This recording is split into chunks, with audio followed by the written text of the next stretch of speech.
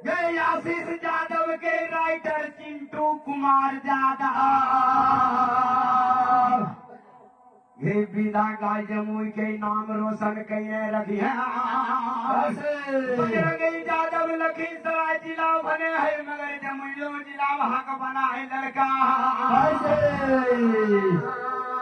तो साथ में हमरो नाम रोशन रहबे करते की जमुई के चिंटू टाहगा जैसे जमुई के कहे छै कि है आशीष कुमार कलाकार बाबू वैसे चिंटू राइटर के भी नाम चलवे करते तो निराधन की कहलका। अच्छा निराधन जब कहल गई नहाय लेवे जाय के गिरजन नदिया में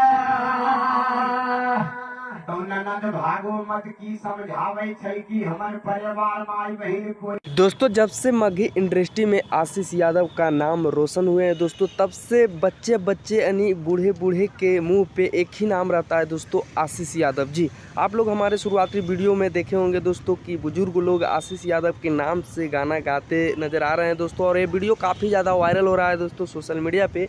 तो हम सोचे भाई को अपडेट दे देना चाहिए। बाकी आप लोग के कैसा लग रहा है दोस्तों वीडियो, और आशीष यादव को कितना ज़्यादा पसंद करते हैं आप लोग कमेंट में ज़रूर लिखिएगा, और इस वीडियो को ज़्यादा से ज़्यादा शेयर कीजिएगा दोस्तों जी।